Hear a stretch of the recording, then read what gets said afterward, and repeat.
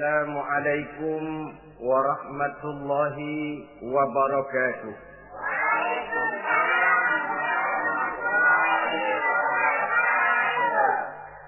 Bismillahirrahmanirrahim.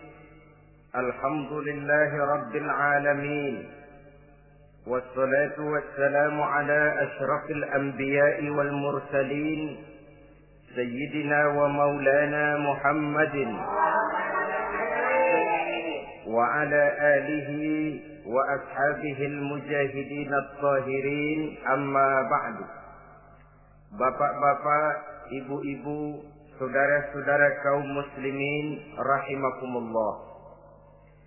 Pada pertemuan terdahulu kita telah membicarakan bagaimana memilih jodoh menurut tuntunan agama Islam. Maka pada pertemuan kali ini pembicaraan akan kita tingkatkan kepada bagaimana membina mahligai rumah tangga bahagia dengan menitik beratkan pembicaraan kepada kewajiban bersama baik sebagai suami maupun sebagai istri. Banyak rumah tangga bahagia tercapai apa yang menjadi cita-cita dan tujuan. Tetapi tidak jarang rumah tangga yang tenggelam sebelum sampai ke pantai yang akan dituju.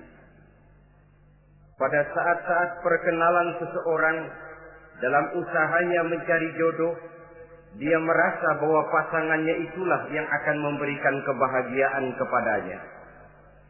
Hari-hari di mana terjadi pertemuan selalu menjanjikan dan menyanyikan keindahan.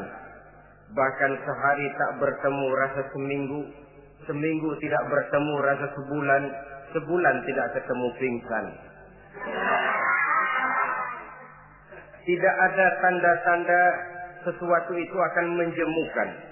Namun setelah memasuki kehidupan bahtera berumah tangga, baru beberapa bulan saja atau baru beberapa tahun saja, semua impian tadi sirna dan musnah.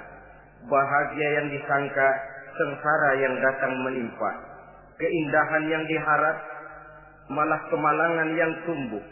Hal ini disebabkan orang tidak meresapi hikmah daripada kehidupan berumah tangga, tidak menyadari tanggung jawab dan kewajiban yang akan berbuntut tidak timbulnya saling pengertian, dan pada akhirnya tidak akan tumbuh ketenangan di dalam rumah tangga itu. Bukankah kewajiban akan saling memberikan pengertian, pengertian membawa ketenangan, dan ketenangan adalah tangga utama untuk mencapai rumah tangga bahagia. Oleh karena itu kita mulai saja dengan kewajiban sebagai seorang suami di dalam memimpin rumah tangga bahagia ini. Yang pertama, kewajiban seorang suami ialah mempergauli istrinya dengan baik. Setiap suami, manakala selesai dia mengucapkan ijab dan qabul di hadapan tuan pengulu atau tuan qadhi, maka ia pun mengucapkan sighat ta'liq yang berisi perjanjian dari seorang suami bahwa ia akan mempergauli istrinya dengan baik, muasyarah bil ma'ruf menurut tuntunan syariat agama Islam. Walaupun janji itu pada zahirnya diucapkan di hadapan tuan pengulu, namun pada hakikatnya itu merupakan janji seorang muslim kepada Allah Subhanahu wa taala. Ini tidak lain karena nikah dalam pandangan Islam merupakan sesuatu yang sakral, merupakan sesuatu yang suci dan bagian daripada ibadah kepada Allah Subhanahu wa taala. Dalam surah An-Nisa ayat 19, Allah Subhanahu wa taala memberikan bimbingan. Ya ayyuhalladzina amanu la yahillu lakum an tarisun nisaa karha. Hai orang-orang yang beriman, tidak dibolehkan bagi kamu mengambil perempuan secara paksa. Dengan kata lain, pernikahan harus dilaksanakan atas dasar suka sama suka. Tidak ada pihak yang terpaksa dan tidak ada pula pihak yang dipaksa. Kita hidup tidak lagi di satu zaman seperti zamannya Siti Nurbaya. Walaupun barangkali cinta memang bisa timbul setelah pernikahan, tetapi akan lebih baik kalau sebelumnya telah diawali dengan saling kenal mengenal, saling memahami latar belakang masing-masing untuk memudahkan timbulnya saling pengertian. Wala ta'diluhunna litadhhabu bi ba'di ma ataitumuhunna illa an ya'tina bi fahishatin mubayyinah. Dan jangan kamu mempersulit mereka karena ingin mengambil kembali sebagian dari apa yang telah engkau berikan kepada mereka, kecuali apabila mereka telah nyata-nyata melakukan perbuatan-perbuatan yang keji. Wa ashiruhunna bil ma'ruf, dan pergaulilah istri-istrimu itu dengan baik. Fa in karihtumuhunna, kalau kamu merasa tidak suka kepadanya, bersabarlah. Fa asa an takrahu syai'an wa yaj'alallahu fihi khairan katsira, karena boleh jadi kamu tidak menyukai sesuatu, padahal Allah menjadikan di dalam sesuatu yang kamu tidak sukai itu kebaikan yang banyak bagimu. Ini merupakan tuntunan umum betapa seorang suami harus mempergauli istrinya dengan baik, mu'asyarah bil ma'ruf, menurut tuntunan syariat agama Islam. Karena bagaimanapun hak milik seorang suami terhadap istrinya adalah milkul manfaat, milik untuk mengambil manfaat, bukan milkul mutlak seperti seorang memelihara budak umpamanya, yang bisa dihitam putihkan, bisa dijungkir balikan, bisa diperlakukan sekehendaknya. Itu bertentangan dengan tuntunan agama kita. Adalah kewajiban seorang suami mempergauli istrinya dengan baik. Kemudian yang kedua, seorang suami harus menaruh perhatian, menjaga kehormatan, dan bila perlu turut membantu dan menolong pekerjaan istrinya. Menaruh perhatian sampai kepada hal-hal yang kecil, sehingga si istri merasa bahwa dia mendapat perhatian. Ada dia mengadu, ada tempat dia melarikan persoalan, ada tempat dia bercerita. Sejak dari tingkah laku, berpakaian, berperhiasan, make up, dan lain sebagainya. Karena tanpa ada perhatian dari seorang suami, biasanya istri akan menjadi malas, baik untuk bersolek, baik untuk membina dan mengatur rumah tangga, dan lain sebagainya.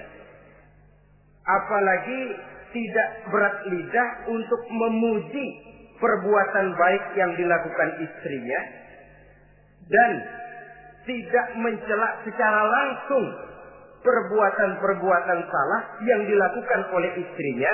Dia bisa menegur secara bijaksana dan dewasa.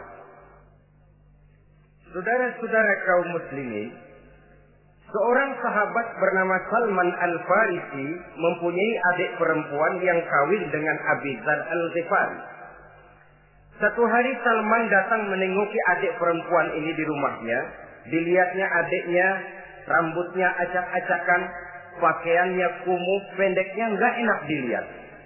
Salman memberikan nasihat, kau bersoleklah sedikit supaya suamimu betah di rumah. Kata istrinya, untuk siapa saya bersolek? Ya tentu untuk siapa lagi kalau bukan untuk suamimu. Kata adiknya, percuma saja, suami saya jarang di rumah. Kemana? Di masjid terus. Salman mengadukan hal ini kepada baginda Rasul. Lalu baginda Rasul mengatakan, inna likulli syai'in haqqun, segala sesuatu ada haknya. Allah ada haknya untuk disembah, istri pun mempunyai hak untuk dipenuhi. Melalaikan salah satu hak berarti melakukan kezaliman. Di sini kita melihat fungsi, karena kurangnya perhatian Abi Dzar Al-Ghifari terhadap istrinya akan mengakibatkan kemalasan si istri untuk mendandani dirinya sendiri. Dengan mendapat perhatian, apalagi tidak berat lidah, maka kegairahan dalam kehidupan berumah tangga rasa-rasanya akan sangat mudah terwujud. Kalau suaminya bersolek, kalau istrinya bersolek, kata suaminya, kau memang pandai milih warna. Walaupun barangkali warnanya norak betul. Tapi kalau pada saat itu seorang suami jujur, kan akan timbul pertengkaran. Kadang-kadang Istri bersolek, suami apa katanya? Lu sih dandan mangga dandan sama. Ini kan sudah tidak menghargai, tidak menaruh perhatian. Udah dah, dandan nggak dandan sama, gue kenyang melihatnya. Saudara hadirin yang saya muliakan, tidak menaruh perhatian. Sehingga si istri merasa tidak diperhatikan. Nah kalau sudah tidak diperhatikan, lihat saja. Jangankan dalam contoh seperti berumah tangga, apa saja. Seorang anak kalau sudah tidak merasa diperhatikan oleh orang tuanya, dia akan sewenang-wenang. Begitu juga seorang pegawai kalau sudah tidak merasa diperhatikan oleh atasannya, semaunya kerja. Pun seorang istri, kalau dia merasa sudah tidak diperhatikan oleh suaminya, akibatnya dia akan dandan semaunya, dia akan ngurus rumah tangga semaunya, dia akan memasak masakan semaunya. Nah kalau sudah semaunya begini, alamat tidak akan ada keharmonisan di dalam kehidupan rumah tangga itu sendiri. Suami yang baik sangat menaruh perhatian kepada istrinya. Dari hal yang kecil sampai pun kepada yang sebesar-besarnya. Tapi tidak berarti nyeleneh. Apa itu nyeleneh? Menaruh perhatian bukan selalu mau ingin tahu. Jangan lantas suaminya yang beliin bedak, suaminya yang beliin. Itu nyeleneh namanya. Overacting. Terlalu berlebih-lebihan sampai kepada sesuatu yang tidak pada tempatnya. Di samping menaruh perhatian juga menjaga kehormatan. Dan bila ada waktu, dia turut membantu, menolong pekerjaan daripada istrinya. Bukankah seorang perempuan mau melakukan nikah dengan seorang laki-laki karena dia mendambakan hidup yang bahagia? Terus terang saja kan kadang-kadang istri kita ini lebih banyak borongan. Yang saya maksud borongan artinya ya sebagai istri ya dia, ya nyuci ya dia, ya masak ya dia, ya membersihkan rumah tangga ya dia. Istri borongan. Baiklah kalau barangkali memang kondisi ekonomi kita belum menunjang ke arah sana. Walaupun istri berkewajiban untuk taat kepada suami, tetapi adalah wajar suami pun tenggang rasa dan timbang-timbang.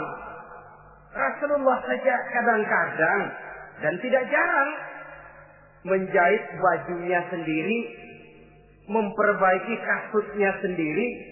Artinya pada waktu yang terluang dan memang bisa dilakukan, jangan mengandalkan kepada istri. Dengan demikian istri merasa bahwa resiko membina rumah tangga adalah merupakan resiko bersama. Saudara-saudara, yang ketiga, seorang suami yang baik memperhatikan yaitu tidak mengeluarkan kata-kata yang kasar. Sebab apa? Perempuan adalah makhluk yang paling cepat tersinggung. Perasaannya sangat halus. Dan saya kira perempuan itu lebih sakit ditampar dengan bahasa daripada ditampar dengan tangan. Kalau ditampar dia dengan tangan, urusannya paling nangis 2-3 jam sudah sembuh. Tapi ditampar dia dengan kata-kata, ditampar dia dengan omongan, itu sangat menyakitkan hatinya. Seorang suami yang baik tidak mengeluarkan kata-kata yang menyinggung perasaan, kata-kata yang kasar. Dia pandai menggunakan kata-kata yang baik untuk menghidupkan rumah tangganya. Rasulullah seringkali memanggil Siti Aisyah itu dengan Humairah. Humairah dari kalimat ahmar yang kemerah-merahan. Sebab rupanya kulit Siti Aisyah itu kuning kemerah-merahan seperti tomat mengkel. Sehingga panggilannya Ta'ali ya Humairah, kemarilah wahai yang kemerah-merahan. Alangkah indahnya panggilan ini. Kadang-kadang kita mah jujur suami ini. Ketahuan istri bongkok, enak banget bongkok, sini loh.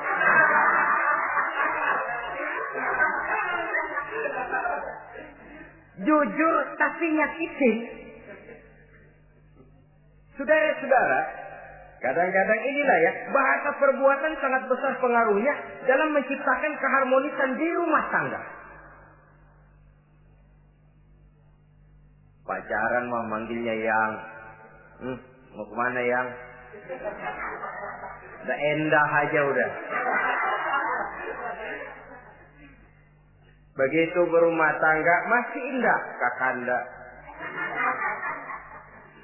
Punya anak satu, bapaknya anak-anak. Punya anak dua, bapak lo. Sudah 3 anaknya, bapak hilang eluh manggilnya. Panggilan ini mengalami pergeseran. Nah begitu juga suami. Ketika pacaran bukan main. Ketika baru melakukan akad nikah sedang honeymoon bulan madu, asik betul. Kemana-mana selalu bersama. Kondangan selalu bersama, resepsi pergi bersama. Jalan bergandengan tangan, istri sedikit terpeleset, khawatir bukan main. Hati-hati yang.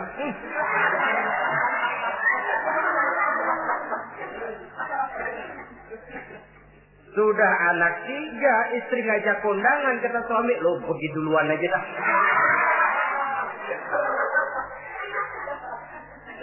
Pulang kondangan, istri laporan, bang saya terpeleset. Emang lu mau mampus? Kejam betul. Hilang panggilan yang tadinya begitu mesra. Saudara hadirin yang saya muliakan, ini kata-kata kelihatannya kecil, sederhana, tapi sangat besar pengaruhnya dalam menciptakan rumah tangga yang bahagia ini. Oleh karena itu, soal isi hati kita itu urusan gaib yang tahu cuma Allah. Orang lebih dahulu lihat penampilan, dan dari penampilan ini yang dinilai adalah kata-kata kita. Oleh karena itu, seorang suami yang baik, dia tidak mengeluarkan kata-kata yang menyinggung perasaan. Kalaupun dia marah betul, dia tidak mencaci maki secara langsung. Dia bisa menggunakan kata-kata kiasan. Maka agama memberikan tuntunan, kalau seorang suami marah, jangan memukul muka. Dan mukul pun bagian terakhir. Jangan jalan pertama. Kadang-kadang ada juga loh Pak, suami marah sama istri persis korambil gebugin maling. Aduh, gelebuk gak karuan.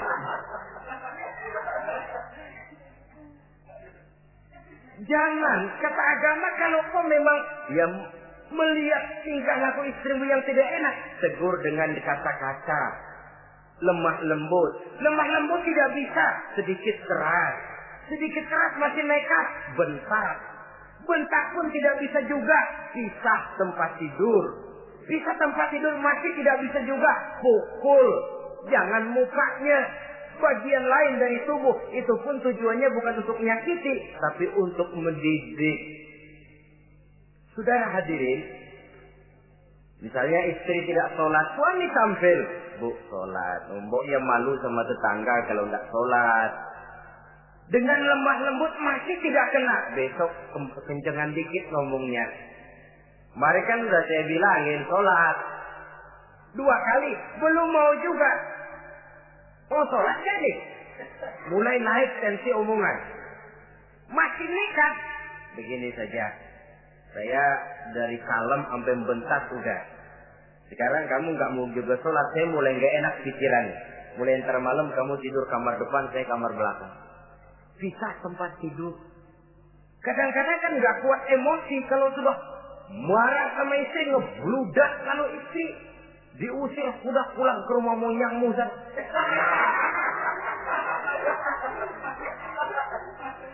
Kata agama jangan, kita tempat tidur saja. Sudah, kamu tidur kamar depan, saya kamar belakang. Bisa tempat tidur. Kenapa? Nanti malam kalau hujan turun, pikiran berubah, berasa perlu, tinggal pindah kamar. Secara psikologis, saudara-saudara. Jadi melalui processing. Oleh sebab itu, kata-kata sangat besar pengaruhnya di dalam membina kehidupan berumah tangga. Seorang suami yang baik tidak mengeluarkan kata-kata yang bisa menyinggung istrinya. Sebaliknya, istri pun demikian. Tidak mengeluarkan kata-kata yang bisa menyinggung perasaan suaminya. Sebab lebih dosa besar kata-kata suami istri yang menyinggung suaminya, walaupun sama dosanya ya. Tapi lebih besar ketersinggungan seorang suami ketimbang seorang istri ini. Namun agama memberikan tuntunan suami lebih dahulu yang diajarkan. Jangan mengeluarkan kata-kata yang bisa menyinggung perasaan. Baik itu menyangkut dandanan istri, caranya pakaian, caranya jalan, ataupun masakannya. Masakannya sekalipun tidak kita sukai, ya ndak usah. Misalnya sayur keasinan, begitu dicobain menteleng mata pelatat, melotot keasinan. Ndak usah lantas tolak pinggang, lu masak melotot ya. Ndak usah. Saudara hadirin yang saya muliakan, jadi itu dari segi masakan. Dari segi pakaian, umpamanya istri kita berpakaian tidak sesuai dengan tuntunan agama, cukup kita bisa berkata, pakaianmu sebenarnya bagus, motifnya, potongannya, kainnya, cuma mbok kok kelihatannya kok potongan badanmu kok kelihatan betul dengan terbungkus pakaian seperti itu. Alangkah lebih baiknya, nah dengan demikian istri nggak terlalu tersinggung daripada sudah dandan bagus-bagus. Lalu istri suami ngobrol kata yang gak enak. Bagus lo kayak nangka dikrosorin.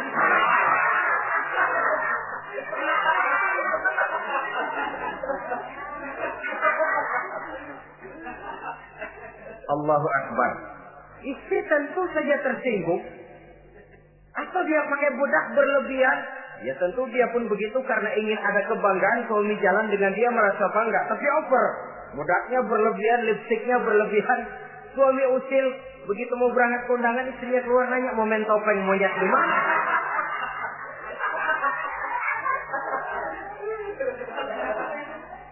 Tentu dia akan tersinggung karenanya.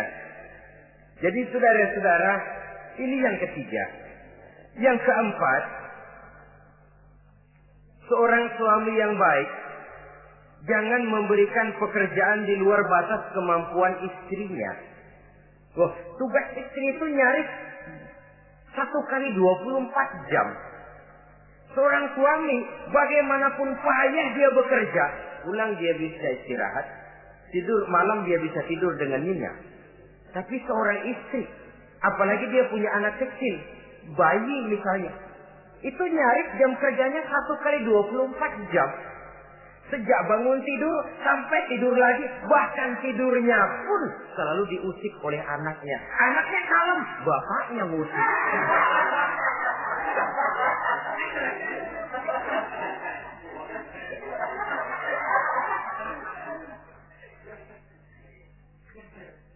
Jadi jangan memberikan pekerjaan di luar batas kemampuan.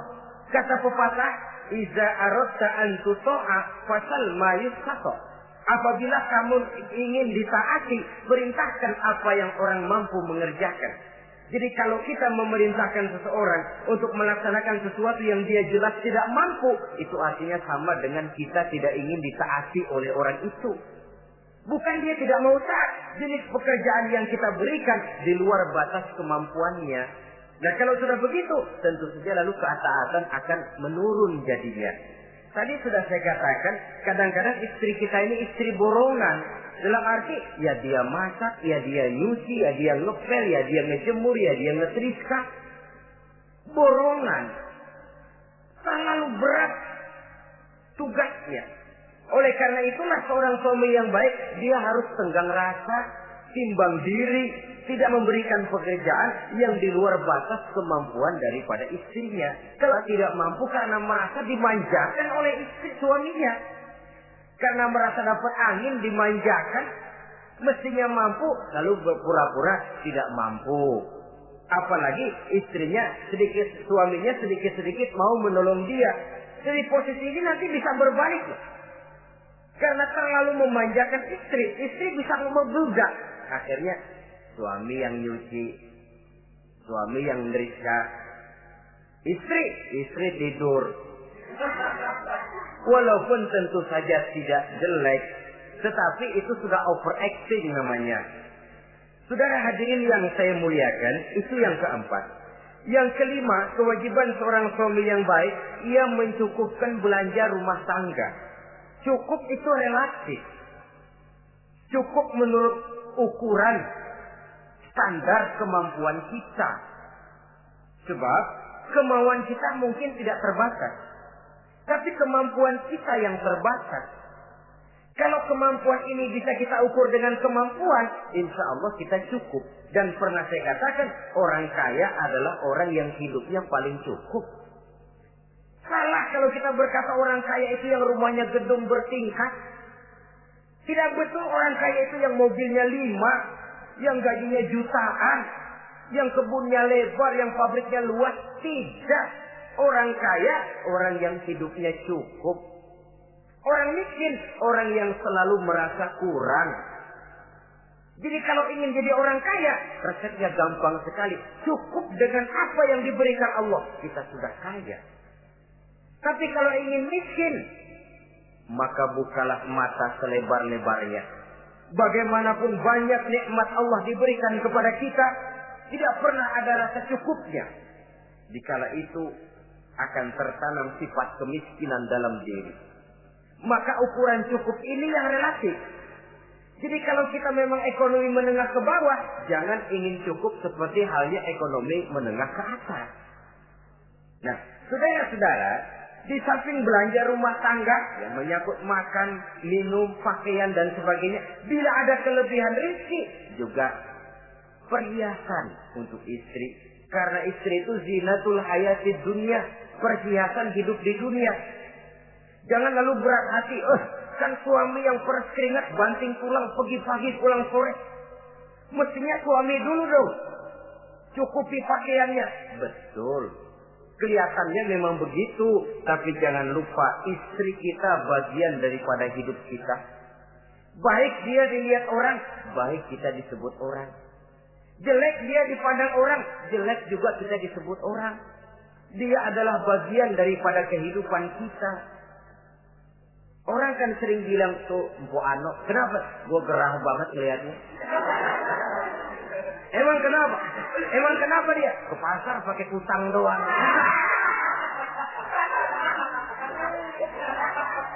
Kata temennya, terang aja dia kan binnya si Meun itu. Si Meun yang nggak tahu apa-apa ikut kesebut-sebut. Istri adalah bagian daripada kehidupan kita. Zolim seorang suami, mentang-mentang dia merasa dia yang cari duit, lalu buat dirinya dia beli pakaian yang mahal-mahal. Istrinya cuma nggak karung doang dipakai. Istri adalah bagian daripada hidup kita. Baik dia dilihat orang, baik kita disebut orang. Jelek dia dilihat orang, akan jelek juga kita jadi pembicaraan orang. Ini tidak lain karena dia merupakan perhiasan bagi suami dan bagian daripada kehidupan seorang suami.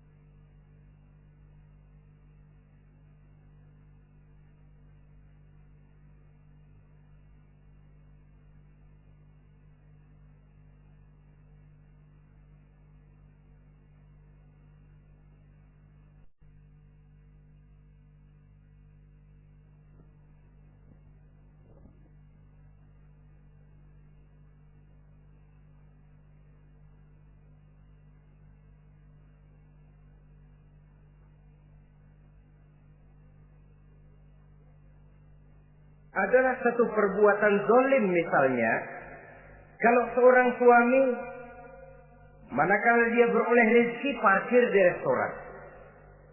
Kalau tidak ada duit baru dia pulang ke rumah. Sementara dia enak makan makanan yang serba nikmat dan lezat di restoran yang serba ada, istrinya di rumah cukup kangkung saja sama toge. Adalah satu perbuatan yang zalim dan istri berhak menuntut karena itu memang merupakan haknya.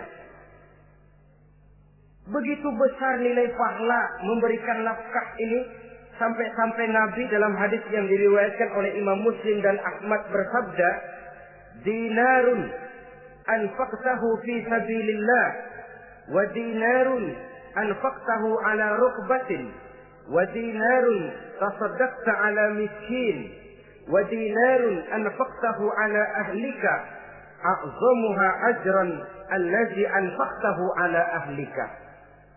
Uang yang kamu belanjakan di jalan Allah, uang yang kamu belanjakan untuk membebaskan budak, uang yang kamu sedekahkan kepada orang miskin, dan uang yang kamu belanjakan untuk nafkah keluargamu, pahalanya itu lebih besar uang yang kamu belanjakan untuk nafkah keluargamu. Ya Allah. Jadi rupanya nilainya sedemikian besar. Saudara hadirin yang saya muliakan, ini kewajiban yang keempat. Yang kelima maksud saya. Yang keenam, kewajiban seorang suami, dia berusaha untuk meningkatkan pengetahuan daripada istrinya. Membimbing. Sebab selain daripada berfungsi sebagai seorang suami, dia juga adalah guru daripada istrinya. Kalau dia tidak bisa membimbingnya secara langsung, setidaknya doronglah istrinya untuk ikut menghadiri pengajian, majelis-majelis taklim, bergaul dengan ustazah-ustazah, sehingga terdapatlah peningkatan pengetahuan. Paling kurang pergaulannya bertambah luas, cakrawala pandangannya juga tidak jadi sempit karenanya. Sebaliknya, peluang ini pun harus dimanfaatkan oleh istri dengan sebaik-baiknya, dengan niat yang ikhlas keluar dari rumah untuk mencari ilmu pengetahuan. Yang repot kadang-kadang dari rumah berangkat ngaji, sampai di pengajian suaminya diakur-akurin.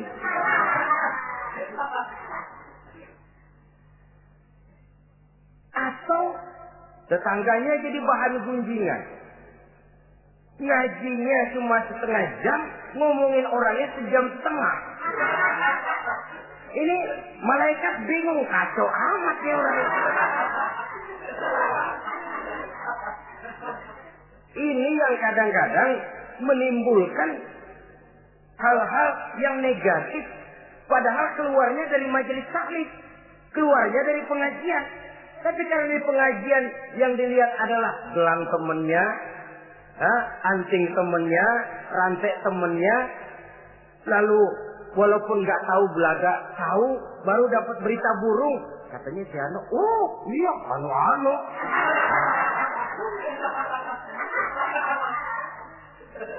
Saudara hadirin yang saya muliakan, akhirnya nanti kan suami jadi pegel.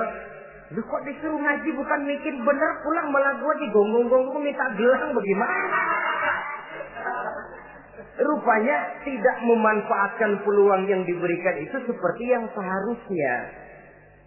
Jadi kalau memang seorang suami tidak bisa membimbing istrinya dalam arti meningkatkan ilmu pengetahuannya, doronglah dia, berikan kesempatan untuk menghadiri pengajian, majelis-majelis taklim yang akan lebih membuka nuansa pergaulan, lebih meluaskan pandangannya, dan ada refreshing. Nah ini penting. Apakah kita suami ini pernah membayangkan bagaimana kalau kita 1 kali 24 jam mesti ada di rumah saja? Tiap hari menghadapi yang itu juga. Apa tidak timbul kejenuhan? Kalau kita begitu, apa istri kita juga tidak begitu?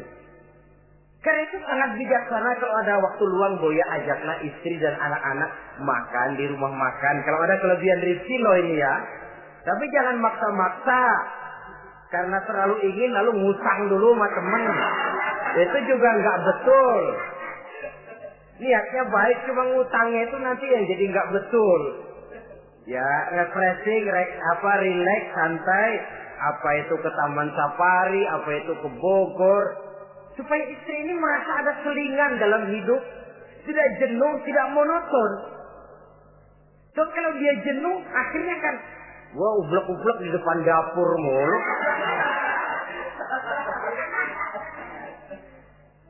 Saudara hadirin yang saya muliakan, kejenuhan ini pada suatu saat akan meledak.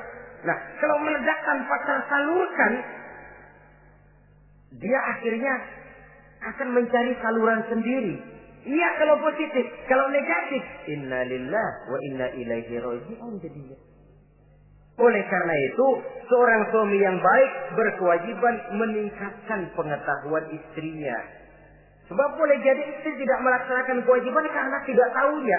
Nah kalau istri nggak tahu jangan digoblok-gobloki. Mestinya dibimbing, diberikan kesempatan ngaji.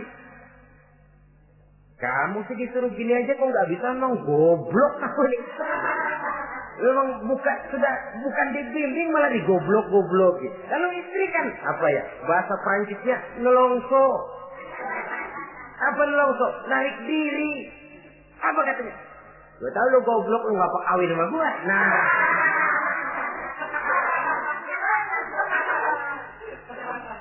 Atau pada kata yang lebih nggak enak, gue digoblok-goblokin juga, dipakai juga. Nah.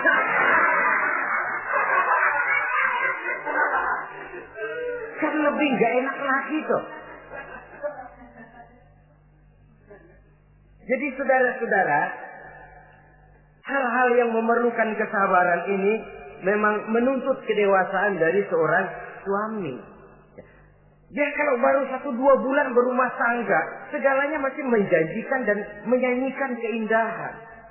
Tapi makin hari kita bergaul di rumah tangga, kita makin tahu karakter, mental, watak daripada istri. Kekurangannya mulai kelihatan, keburukan wataknya mulai nampak. Dikala itulah kita sebagai suami harus dewasa, sabar, membimbing mereka. Kalau waktu 2-3 bulan pertama di rumah tangga namanya honeymoon, segalanya indah. Mana ada kekurangan. Masa keasinan, lezat. Nasi kekerasan, asyik. Segalanya nggak pernah salah, selalu betul. Suami, istri masak keasinan. Lihat si suami melotot makan, nanya, "Bang, sayur keasinan?" Enggak. Soal keasinan bagus. Keasinan masih bagus. Kenapa? Udah endah aja. Tapi mampukah ini bertahan? Ini yang jadi masalah, mempertahankan suasana kebaruan itu. Saudara hadirin yang saya muliakan, yang ketujuh, kewajiban suami ini, suami yang baik memberi kesempatan kepada istri untuk nengok, bersilaturahmi dengan orang tuanya, kerabatnya, atau tetangganya. Walaupun nanti ya, istri tidak boleh menggunakan ini secara salah. Karena apa? Karena orang tua dan mertua itu cuma istilah. Hakikatnya ya sama, ya mertua ya orang tua. Ya apalagi orang tua. Itu cuma satu istilah. Perbedaan istilah tidak harus menyebabkan kita berbeda sikap. Jangan kalau mertua yang datang, suami curiga. Kalau istri didorong-dorong. Babe lu tuh datang. Babe lu katanya. Lalu belum apa-apa sudah buruk sangka. Biasa babe lu. Biasa katanya. Nah, biasa ini sudah gak enak tuh. Biasa datang bawa jeruk, pulang minjem duit. Allahu Akbar. Ini kan sudah menanamkan rasa gak enak. Malah akan lebih baik kalau mertua yang datang, suami menyambut lebih dahulu. Tidak akan nampak kecintaannya. Tidak lagi membedakan antara mertua dengan orang tua karena cuma sekedar istilah. Memberikan kesempatan.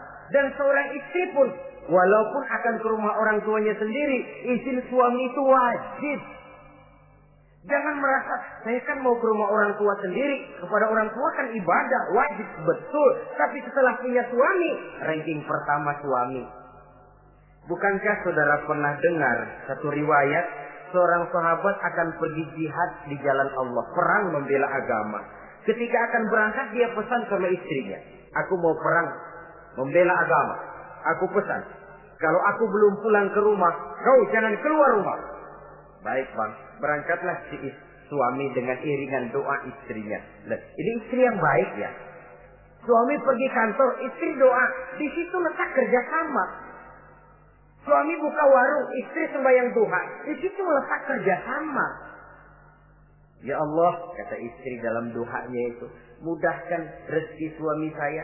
Kalau memang rezekinya masih di langit, turunin ya Allah. Kalau masih terpendam di perut bumi, keluarkan ya Allah. Kalau masih jauh, dekatkan ya Allah. Ikhlas melepas suami dengan iringan doa. Suami pun berusaha, lapang terasa jalannya. Tapi kalau dari berangkat keluar rumah sudah dilepas oleh bemo. Tahu bemo? Moyo. Itu suami berangkat juga hatinya sudah kusut. Sudah tidak dilepas dengan doa.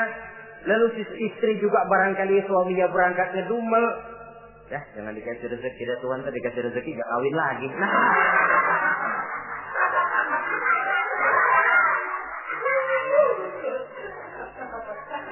Kalau sudah semacam ini yang terjadi, bukankah masing-masing yang berangkat pikiran kusut, yang melepas pun pikiran gak enak jadinya. Di situ letak kerjasama. Saudara hadirin, setelah suaminya ini pergi, datang utusan dari orang tua si istri tadi. Assalamualaikum Bu. Waalaikumsalam. Ada apa? Orang tua ibu sakit keras, ibu diminta datang. Ya Allah, suami saya baru saja berangkat.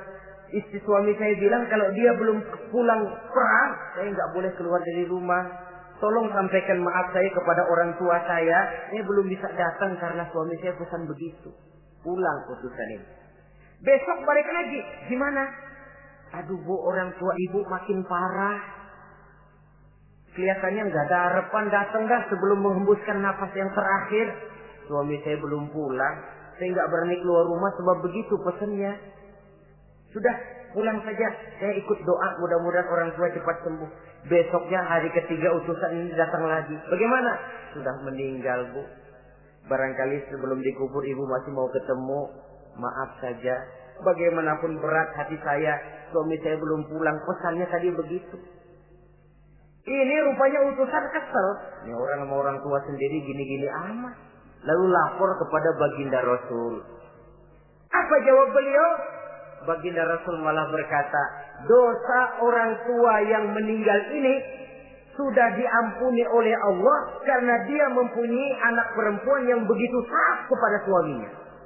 Allah Akbar. Jadi ketaatannya kepada suaminya ini diberikan satu ganjaran oleh Allah mengampuni dosa orang tuanya yang sudah meninggal itu. Jadi jangan merasa mentang-mentang mau ke rumah orang tua sendiri selonong boy. Hah? Selonong boy, masa bodoh laki mau tahu nggak tahu, pokoknya gua ke rumah orang tua gua sendiri. Jangan lupa setelah berumah tangga ranking urutan pertama suami, setelah itu barulah orang tua. Saudara hadirin yang saya muliakan, begitu juga istri yang baik mendapat izin dari suaminya. Bu, tolong ambilin uang di dompet. Sudah izin. Istri yang baik, dompetnya dibawain. Ini saja Bang, ambil sendiri. Nanti saya ambil 10.000, merasa kurang 20.000, lagi ambil saja sendirilah. Lain dengan istri yang nyelongcong, laki pergi mandi, dompet acak-acakan.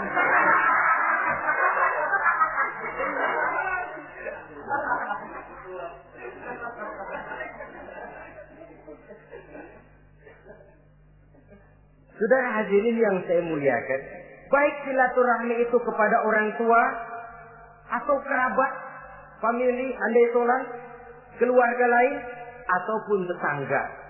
Tetangga itu perlu sepanjang dia menghasilkan nilai-nilai positif. Karena memang kita makhluk bermasyarakat. Yang tidak boleh kalau dengan bertetangga itu lalu menghasilkan hal-hal yang negatif.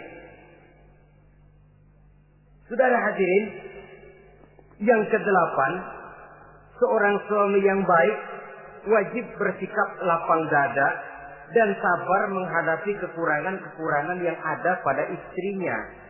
Lapang dada dan sabar.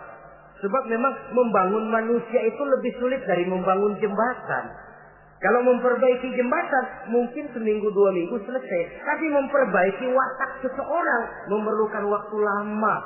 Prosesnya diperlukan kesabaran, sikap lapang dada dan sebagainya. Seorang suami harus bersikap lapang dada dan sabar menghadapi kekurangan-kekurangan yang ada pada istrinya. Dan kekurangan-kekurangan itu tidak lalu dia ceritakan kepada yang lain. Kan ada toh kadang-kadang Suami kalau ngobrol sama temennya kekurangan istrinya jadi topik diskusi.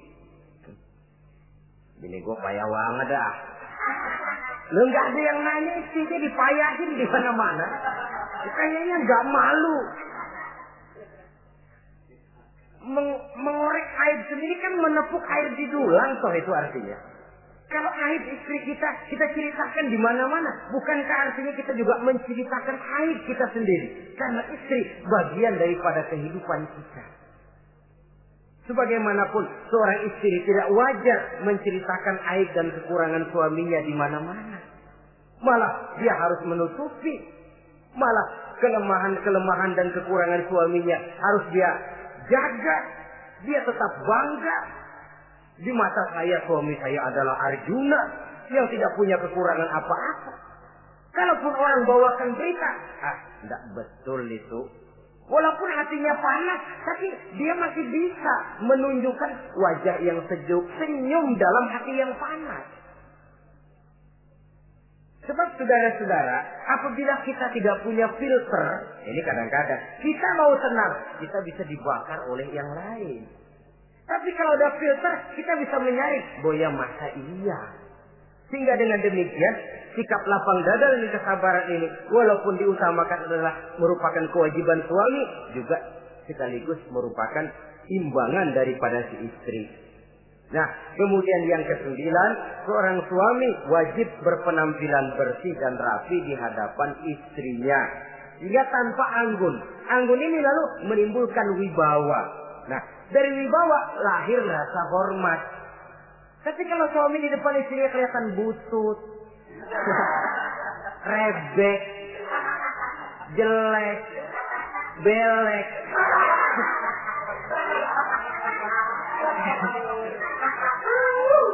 kata istrinya jodoh gua apes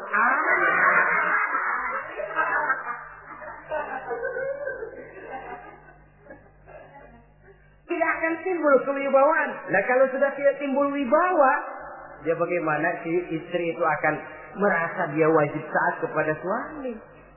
Saudara hadirin yang saya muliakan, jadi ternyata penampilan bukan cuma kewajiban istri, seorang suami juga harus mengimbangi itu. Sehingga dengan demikian keterasian dalam kehidupan di rumah tangga itu akan terasa jadinya. Nah inilah pada prinsipnya kewajiban daripada suami. Lalu kemudian apa kewajiban istri ini? Yang pertama saudara-saudara, terutama ibu-ibu tentu, istri itu berkewajiban untuk taat dan patuh kepada suaminya. Sepanjang perintah suaminya itu tidak untuk bermaksiat kepada Allah. Jangankan amalan yang mubah, amalan yang sunnah saja tidak diizinkan oleh suami, masih dikerjakan oleh istrinya. Dosa. Itu amalan sunnah. Misal saja ini ya. Suami kebetulan ngambil cuti. Hari Senin ada di rumah. Begitu malam Senin, kata si istri, "Bang, besok kan hari Senin, saya mau puasa sunnah." Karena istrinya santri, biasa puasa Senin Kemis. Kata suaminya, "Lu tega amat, gua tumben perek Senin. Senin ada di rumah lalu mau puasa, gue lu suruh ngapain?" Umpamanya lo ya, umpama.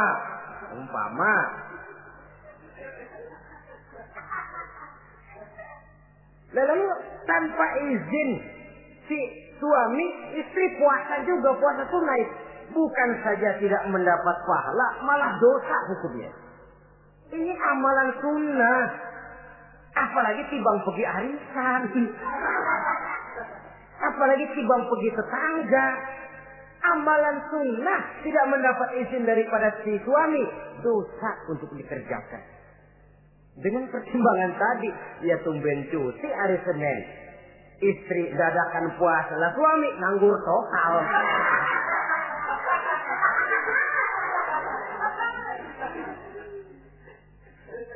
Saudara hadirin yang saya muliakan, Nabi bersabda, "Ayyuma imra'atin matat wa zawjuha anha radin illa dakhalatil jannah."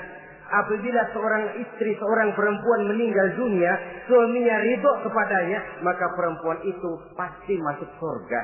Ini artinya kalau seorang perempuan meninggal dunia, ya dia tukang ngaji, ya puasa Senin Kemisnya rajin, ya sujudnya hebat, tapi dia meninggal suaminya enggak ridho, pintu surga belum dibukain sampai suaminya ridho kepadanya.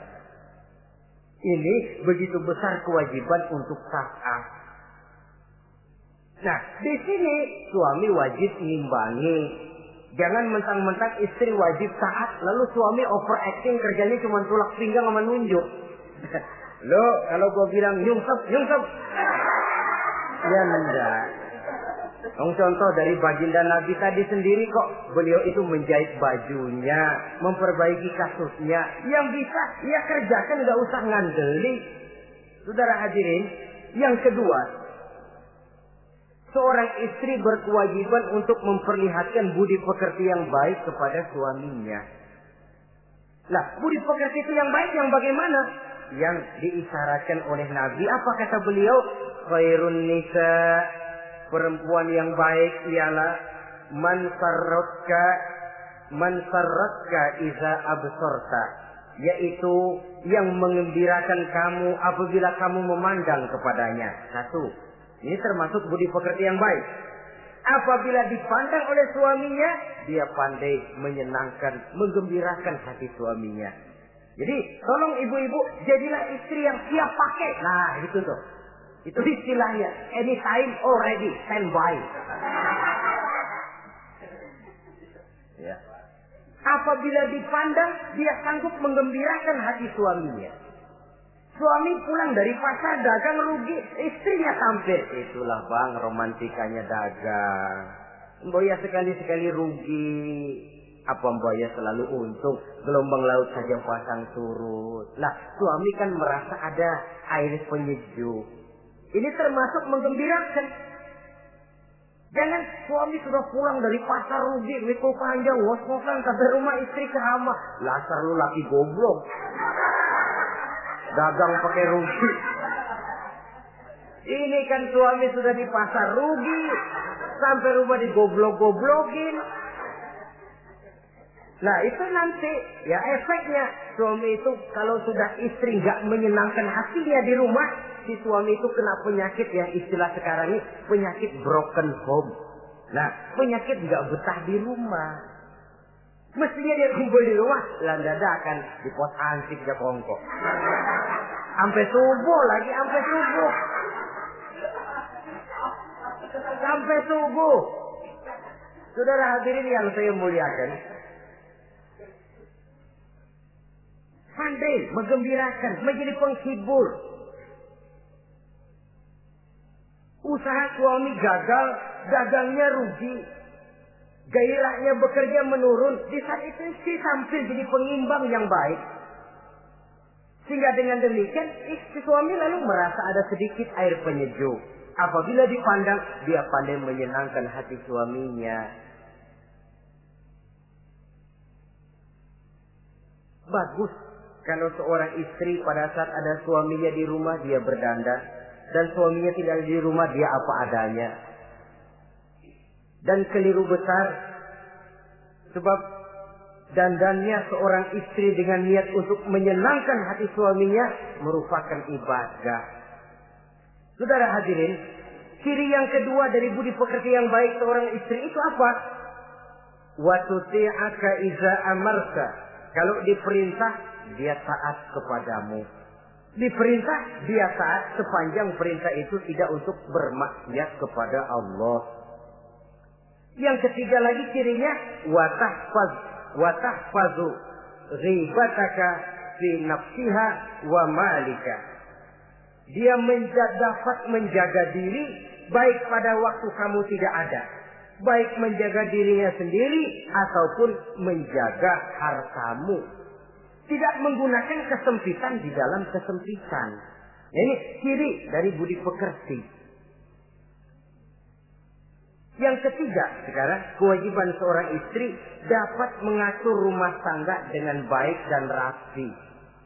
Mengatur rumah tangga itu kan tidak perlu biaya yang mahal-mahal.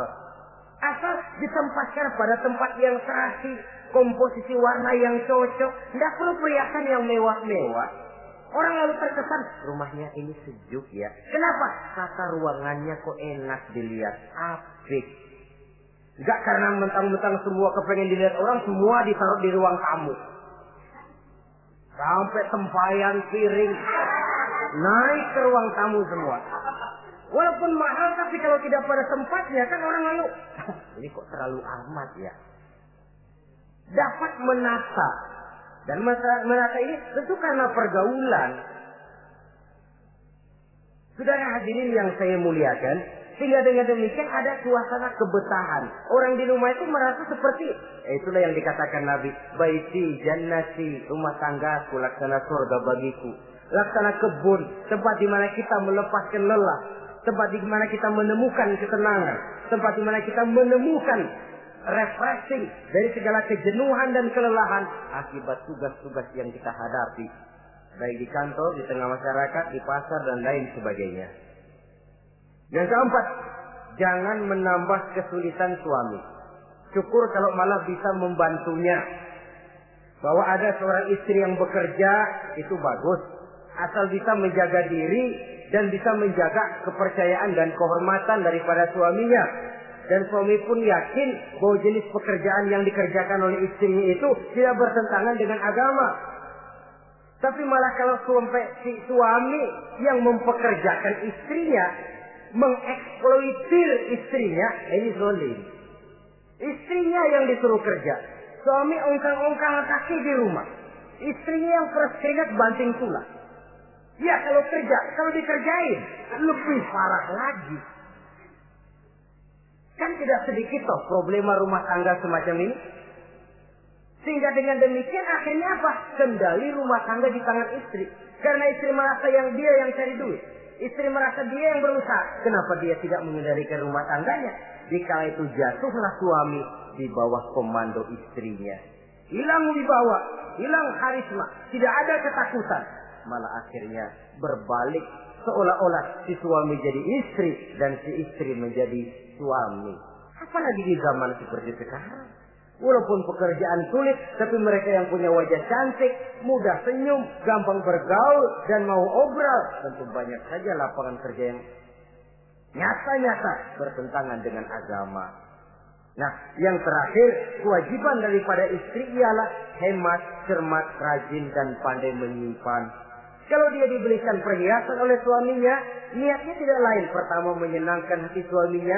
Yang kedua, berjaga-jaga kalau nanti ada kesulitan. Toh perhiasan ini bisa dimanfaatkan. Tidak untuk show, tidak untuk sombong-sombongan, tidak untuk hebat-hebatan. Tapi dua hal yang jadi pilihan utama tadi.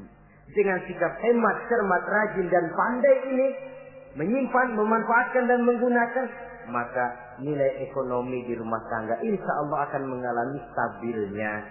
Dengan demikian saudara-saudara, secara sepintas kewajiban suami dan istri sudah kita bicarakan. Dengan saling melaksanakan kewajiban akan timbul saling pengertian. Dari pengertian akan timbul ketenangan. Dari ketenangan insya Allah akan terwujud rumah tangga yang bahagia. Insya Allah nanti pembicaraan akan kita lanjutkan yang mengenai kewajiban bersama dan kewajiban orang tua terhadap anak-anaknya. Mudah-mudahan ini bermanfaat. Terima kasih atas perhatian saudara. Mohon maaf atas segala kekurangan. Usikum wa nafsi bitaqwallah. Wassalamualaikum warahmatullahi wabarakatuh.